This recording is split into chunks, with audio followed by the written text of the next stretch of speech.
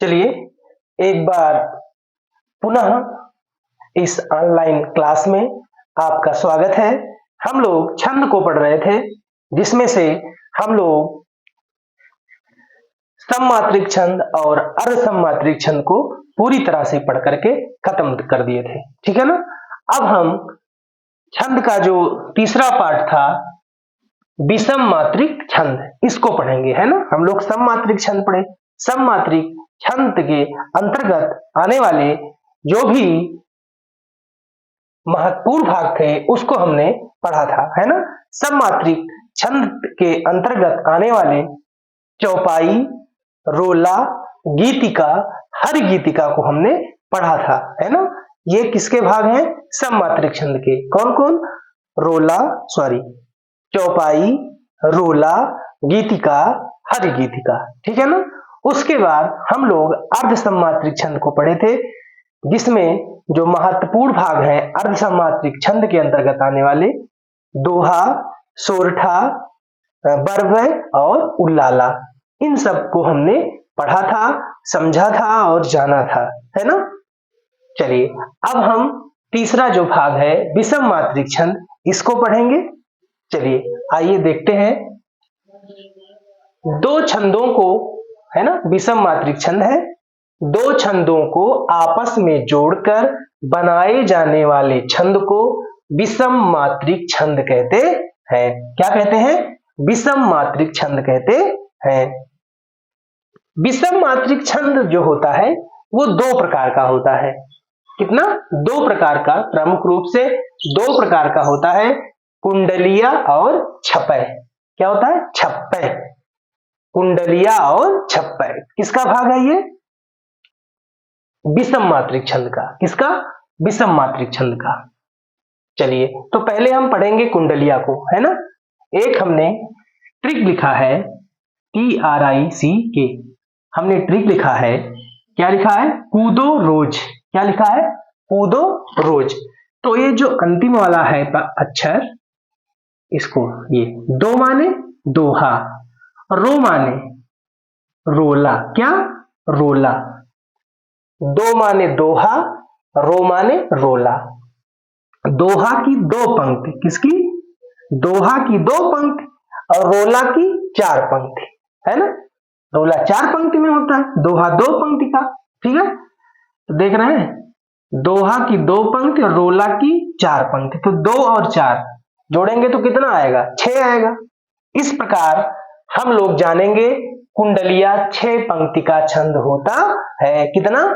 कुंडलिया 6 पंक्ति का छंद होता है, जिसमें दो ऊपर की जो दो पंक्तियां होती हैं वो दोहा की होती हैं, उसके नीचे जो चार पंक्तियां होती हैं वो रोला की होती हैं। किसकी?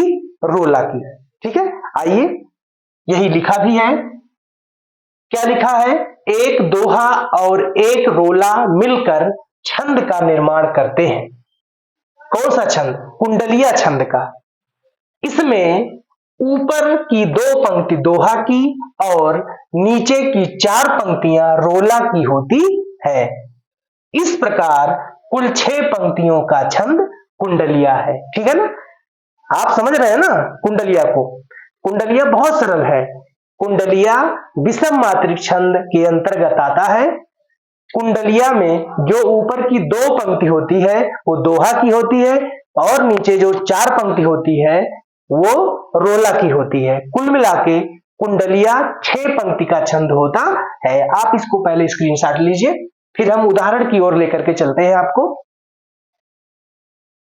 चलिए हम लोग अब समय को थोड़ा बचाते हुए हमने कुंडलिया का उदाहरण लिख दिया है।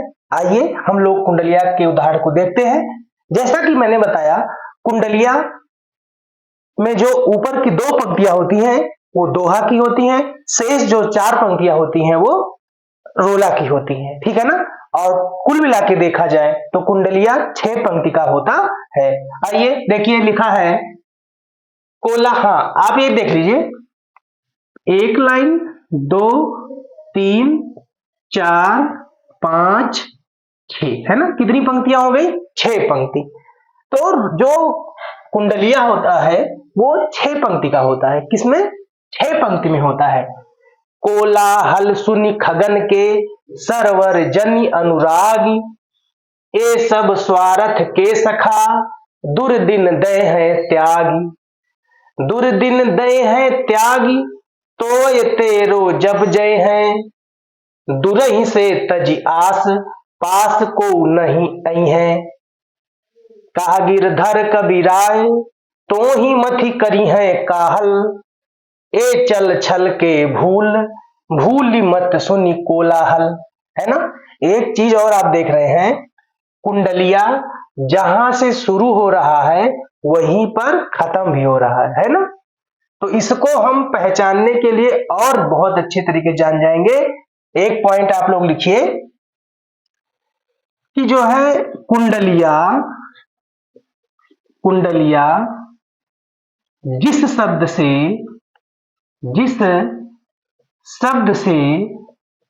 शुरू होता है उसी से समाप्त भी होता है ना। उसी से समाप्त भी होता है। ये चीज आप लोग अपने दिमाग में जरूर रखिएगा, है ना।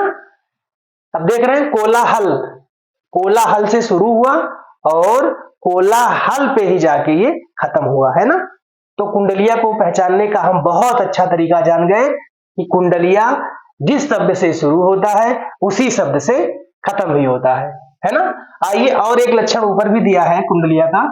कुंडलिया छंद में दोहे के चौथे चरण से रोला प्रारंभ होता है। इसका मतलब है दोहे का जो चौथा चरण है वहीं से जब रोला वाला शुरू होगा तो दोहे का चौथा चरण ही से शुरू होगा। देख रहे हैं, दुर्दिन दई है ताग लास्ट में था, दुर्दिन दई है त्याग, ये दोहा की अंतिम पंक्ति थी। और फिर जब रोला शुरू हुआ तो फिर देख रहे हैं वहीं शुरू हो गया, है ना।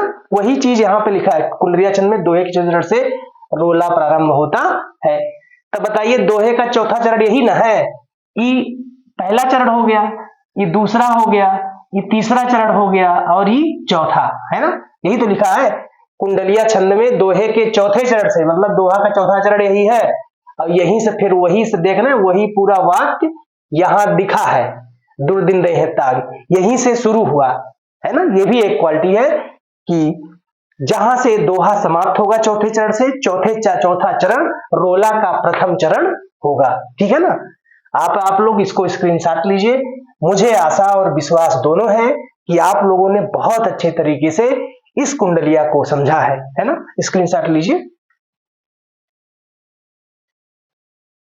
चलिए, हाँ तो दोस्तों हम लोगों ने कुंडलिया को बहुत ही बेहतर तरीके से पढ़ लिया, ठीक है ना।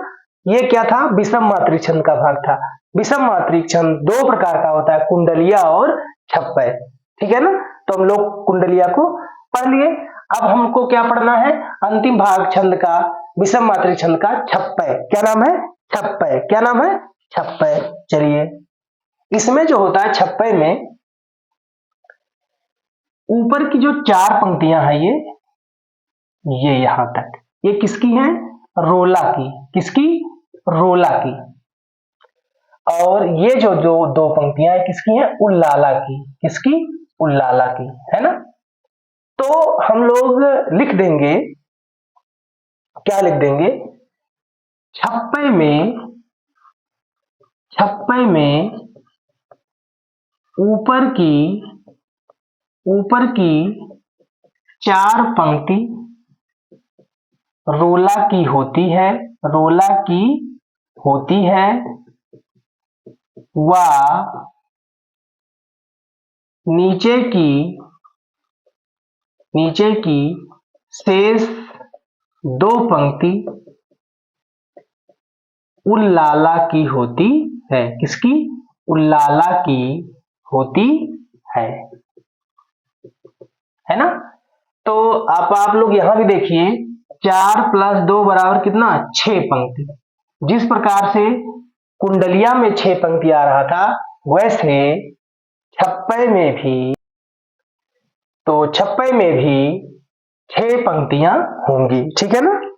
कुंडलिया और छप्पय दोनों में 6 पंक्तियां होती है। फर्क बस इतना सा है, कुंडलिया में ऊपर की जो 2 पंक्ति होती है वो दोहा की होती है, नीचे जो 4 पंक्ति होती है वो रोला की होती है। छप्पे में क्या होता है, रोला की पंक्ति ऊपर आ जाती है, 4 पंक्ति रोला की, 2 पंक्ति उल्लाला की नीचे, है ना, देख रहे हैं, पहली पंक्ति, दूसरी, तीसरी, चौथी, पांचवी और छठवीं, है ना। ध्यान क्या देना है, ऊपर जो 4 पंक्ति रहेगा वो रोला का रहेगा, नीचे जो 2 पंक्ति रहेगा वो उल्लाला का रहेगा, ठीक है ना। आप लोग इसका स्क्रीनशॉट लीजिए। चलिए, आशा है आपने स्क्रीनशॉट ले लिया होगा। तो इस तरह से हम लोगों ने छंद को पढ़ लिया, है ना। छंद को हमने पढ़ लिया। हमने बताया था छंद के जो वर्णिक छंद है वो 3 प्रकार से होता है। कौन कौन सा, सममात्रिक छंद और अर्ध सममात्रिक छंद और विषम मात्रिक छंद, ठीक है ना। हम लोगों ने सममात्रिक छंद के अंतर्गत आने वाले चौपाई, रोला, गीतिका और हरि गीतिका को हमने पढ़ लिया था, ठीक है। फिर जब हम अर्ध सममात्रिक आपको पढ़ा रहे थे, अर्ध सममात्रिक छंद के अंतर्गत आने वाले पहला जो था वो दोहा था, दूसरा सोरठा था, तीसरा बरबे था, चौथा उल्लाला था। और विषम मात्रिक छंद केवल 2 प्रकार का, कुंडलिया और छप्पे। कुंडलिया भी 6 पंक्ति का और छप्पे भी 6 पंक्ति का, ठीक है ना। इस तरह से आप लोगों का साथ रहा, हम लोगों ने छंद को पढ़ लिया। अब हम अगली वीडियो में बहुत ही इंपॉर्टेंट, जो कि हर एक एग्जाम में बहुत ही महत्वपूर्ण भूमिका अदा करता है, वर्णमाला को लेकर के आएंगे। तब तक के लिए आपको बहुत बहुत धन्यवाद। नमस्कार, जय हिंद, जय भारत।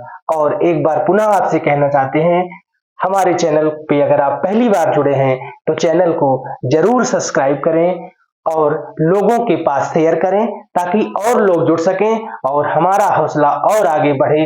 जितने लोग जुड़ेंगे उतना ही मुझे बहुत खुशी होगी कि मैं आपको बेहतर दे पा रहा हूं, ठीक है ना। बहुत बहुत धन्यवाद, बहुत बहुत धन्यवाद।